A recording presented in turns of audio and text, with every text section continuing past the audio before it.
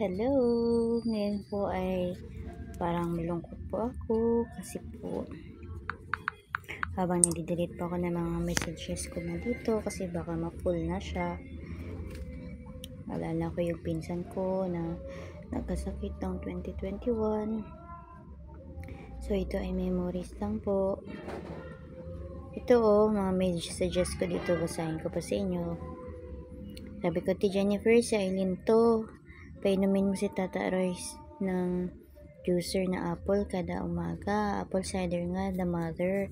Kay namin ina pang halo sa tubig para mapatay mga mikrobyo sila. Tapos kada aga na siya dapat mag-inom.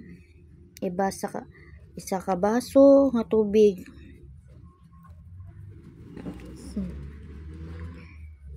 Tapos yun. Tapos mga yung iba dito, walang kwenta na may mga messages dyan eh. So yun. Ha? Bagyo daw, sabi ni Luli. So yun. Ito pa, mayroon pa dito mga messages ng pinsan ko. Ito sana ba yun? Ito babasahin ko sa inyong lahat. Messages namin ng pinsan ko. Morning cast, tin kahaw pagkaon eh. Pwede. Regular cast, boss pa ang special kasi lagi ko kasi yan siya tinatanong yung about sa mga holidays. So siya yung taga-tanong ko, siya yung tinatanong ko pag hindi ko alam yung mga holidays, ganyan. Tapos regular cast, boss pa ang special lang to siya ang April 2 at 9 lang ang regular sa April 1 special. Kahapon duty ako, sabi ko okay yan ako kahapon at ngayon wala ng duty, sabi niya. Kahapon special, sabang regular ka sa ukas 30%, kahapon sabang 25% pa, nakalimot na ko. Tapos yung correction na niya ko, ba niya 30% kahapon, ngayon ang 100%. So special, ano yun? Regular kas ba special? Pag special 100, pag regular 30. Tapos sabi ko, okay, sabi ko. Pero tuod, hindi tanan na magpalapit sa imo. O ikaw dapat maging mo silang kasubong 100% kung may duty.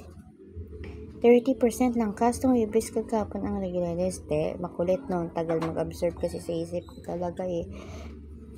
Triple pay sa 90 kas double Japon. Last year patana na tong triple pay hambal mo sa kon.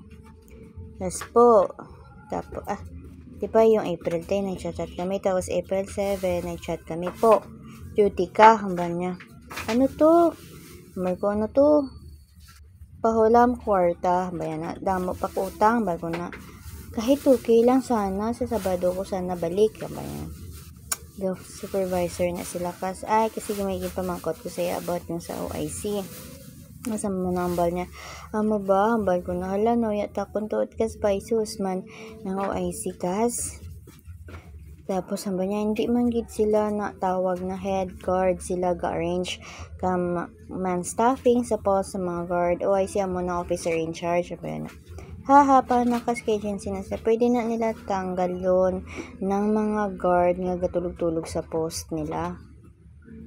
Hindi kay mag-start na po na siya as guard kay may OIC man bawat agency, depende kung i-promote siya.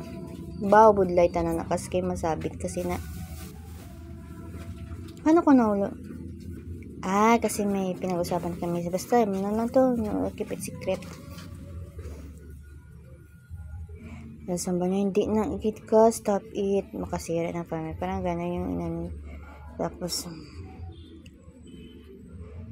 basta love talaga ako ng pinsan ko. Kasi, kahit may mali man akong ginagawa, yung tinuturuan niya pa rin ako na mapabuti yung buhay ko. Ayaw niya akong mapasama. Banya okas. Nung parang feeling ko naniwala talaga ako sa sa karma na tinatawag, ganyan. Okas, ang kaso sina disbornment, kag immorality na mo. Tuod man okay lang kung di sila kasal kag wala mag-complain. Manambal niya sa pinsan ko. Malay ko batana sa mga amo sina Nga sayang ha, kaw ang sayang bayan na. Nga sayang daw.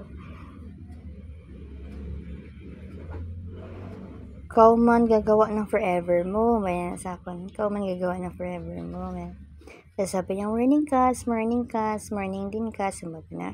Intindihan na lang kas, wala tami mo gitna. Kay gani kas budlay dan may takwarta.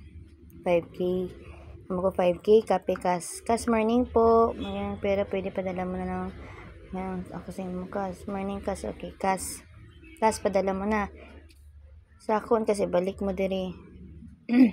Kasi nga minsan yung buhay pa yung pinsan ko na yun. Parang give and take kami dalawa. Kung may pera siya, hiniraman niya ako. Kung may pera naman ako, hiniraman niya ako. Ganun ba? Kung may pera siya, hiram ako. Pag may pera ko, hiram siya. Ganun. Para wala charge kas, biko, nakahimo ka na. Himuwi ko kas, busy pa ko subong. Busy magid ko ba pag may work? Sige, try ko himo ha. Bayan na. Oo, kasi mo hatag dayon kas ha. Salamat kid. Gintawag ko pa sa head office na nimtan mo tanan mo na password kag username mo kasi nagtatrabaho ko siya sa ML, so kaya alam niya yung mga something troubleshooting. Subong magid need kas kay papadala ko na lang regular padala.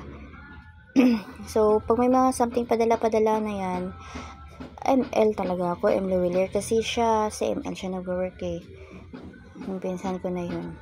Kas, maya ang tawag lobat pa, CP ko para mahaba tawagan natin mamaya. So, yung buhay pa yung pinsan ko na yun, siya talaga yung katawagan ko, katsikahan ko, ganun. So, parang maganda talaga yung namin sa isa't isa, banding namin sa isa't isa. Tapos, noong August 25, yung last chat namin ay at the month of June. Yung June. Tapos nung July 30, ko nalaman na kas, ano problema mo? Naku ka, sobrang payat mo. O, July 30, tapos August na. So, nag-start na ng July. So, nung March, okay pa naman, diba? Pero nung July, medyo hindi na okay. So, August, hindi na yun okay. Kas, ano balita sa imo? Kas, musta? Kas, ano gawa mo? Hindi na siya masyadong nakapag-load. Wala na siyang reply, oh. Wala na siyang reply sa akin masyado. Wala na siya masyado reply. Kas, ara na result mo? Hamba niya wala pa daw. Hanggang sa nag-September na. Musta kas? Kas, musta na ang pagpa-check up ni mo? Kas, kamusta check up mo? Kas, hanggang October 3 ang chat ko. Kahit busy ako sa work ko noon, lagi ko siyang in-update at tinatanong ko talaga kung kamusta siya. Pero one time umiyak talaga siya kasi sabi ko, pasensya ka na, hindi ako makauwi kasi may trabaho ako, ganyan. Mas medyo nawala na siya. Wala na yung signal niya. Tapos, alam ko naman na kahit hindi ako nakapunta sa kanya. Pero yung pag-uwi ko talaga, nagbakasyon ako. Siya talaga ang pinuntahan ko noon sa puntod niya. So, yun. Pero yung buhay pa talaga yun. Alam ko, hindi talaga ako nagkulang sa pinsan ko na yun. Kasi kung may kailangan naman siya, tinutulungan ko naman siya. Ganun. So, sadyang busy na talaga ang life ko. Medyo ngayon lang talaga ako nakapagpahinga. So, kinakwento ko lang to kasi binaback ko rin, nire-recall ko lang yung mga pangyayaring yun. Kasi memorable sa kanyang pinsan ko, kaya gusto ko maalala ko talaga siya kahit na lilipas na yung panahon. Gusto ko yung memories ko, yung mga nangyari, gusto ko naka-intact, naka-record para maalala ko siya, para maano ko pa rin yung feelings ko sa kanya. Nandyan pa rin ako sa kanya, sa pinsan niya. So, yun. Si Lolo. Tapos yan nga yun. So pag wala siya load, bini-video call ko siya. Buti minsan may load naman siya sa video call. Ganun. So, namatay na talaga yung pinsan ko na yun. Pero yung pinsan ko na yun, napakabait niya talaga. Sobra. So, kung saan man siya ngayon, sana nagka-bention Lord at no more pains na. So, yun lang. Mahal na mahal ko talaga yung pinsan ko na yun. At nagpapasalamat ako sa kanya kasi meron siyang mga naitulong sa akin, lalo na kung bakit ako naging ganito. Dahil isa siya sa rason kung bakit yun, kasi yung secret niya na yung gamot na pinag sa akin, yung nabulisan ko, yun yung talagang nakatulong sa akin.